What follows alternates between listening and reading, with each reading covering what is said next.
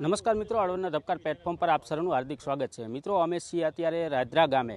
રાયદ્રા ગામ નજીક એક વાડી વિસ્તારમાં એની બાજુમાંથી જે પાણીનું વહેણ પસાર થાય છે ત્યાં રાષ્ટ્રીય પક્ષી મોરનું જે મોત થયું છે અને તેને જ લઈને અત્યારે અમે સ્થળ પર છીએ।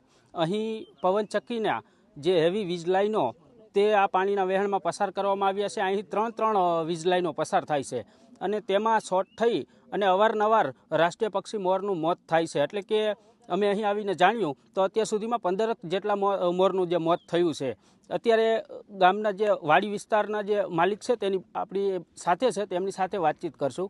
આ મોર તમને ક્યારે ધ્યાને આવ્યો અને કઈ રીતે આનું મોત થયું?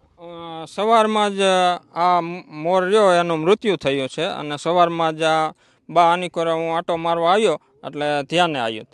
શેના કારણે મોત થયું એવું? આ વીજ લાઈનના હિસાબે, શોક થવાના હિસાબે આ પાણીનું વહેણ છે। આમાં તમે જોઈ શકો છો કે ત્રણ લાઈનો નીકળી છે।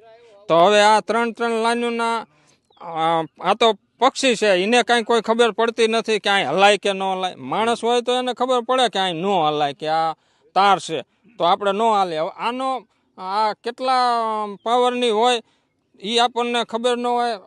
હવે આનું કેચઅપ કેટલું થતું એ આપણને ખબર ન હોય, બરાબર? તો પક્ષી તો ઉડવાનું છે તો એ કેચઅપ કરીને છેલ્લી બાકી મરી જવાનું। અને આ જુદી જુદી 3 લાઈનો છે એના હિસાબે। આ વિસ્તારમાં કેટલાક મોરની વસ્તી હશે? આ વિસ્તારમાં ઓછામાં ઓછી મારી વાડીમાં ઓછામાં ઓછા 70 જેવા મોર મહિના દી પહેલાં દેખાતા અને આ દાડે દિવસે હવે લુપ્ત થતા જાય છે।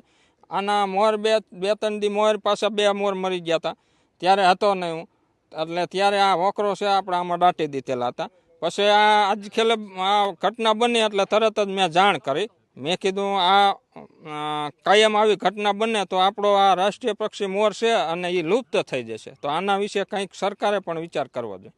અહીંયા એવી વીજ લાઈનો ન પસાર થવા માટે ગામ લોકોએ પહેલા કોઈ વિરોધ કર્યો હતો? નહીં, આ ગામમાં કોઈ આ વીજ લાઈનનો વિરોધ કરેલો નથી અને આ ખબર પણ નથી। અને બારોબાર આ લાઈન રહી એ હોકરામાં પાણીનો વેણ છે એમાં બારોબાર નાખી દીધી છે।